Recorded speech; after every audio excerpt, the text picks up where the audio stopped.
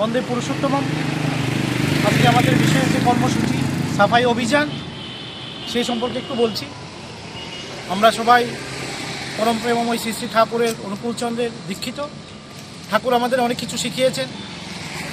তার মধ্যে মূল যে বিষয়গুলো সেগুলো হচ্ছে ব্যক্তিগত দায়বদ্ধতা, পারিবারিক দায়বদ্ধতা, তারপরে সামাজিক দায়বদ্ধতা।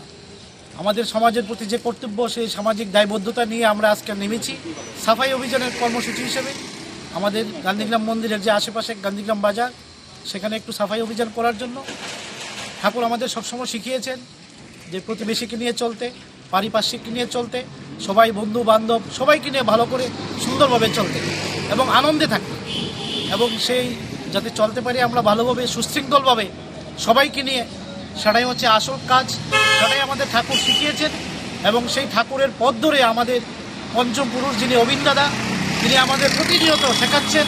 বিশেষ করে যুবক বাইরে, এই যে যারা আজকে এই যুবক বাইরা আমাদের এখানে আছেন, তারা এই যে পূজ্যপাদ অবিন দাদার যে জন্মদিন 24তম আগামী 5 তারিখ উদযাপিত হবে আমাদের গান্ধীগ্রাম সৎসঙ্গ মন্দিরে, সেই জন্মদিনকে লক্ষ্য রেখে আজকে একটা বিশেষ সাফাই অভিযান আমাদের এই যুবক ভাইদের তরফ থেকে, গান্ধীগ্রাম সৎসঙ্গ মন্দিরের তরফ থেকে করা হয়েছে।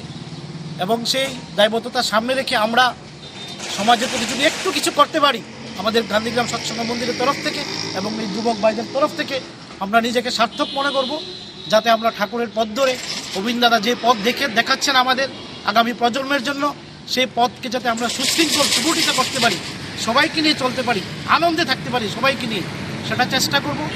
আর আপনারা যারা আছেন সবাই আমাদের মন্দিরে আসবেন, সবাই আমাদের খোঁজখবর নেবেন।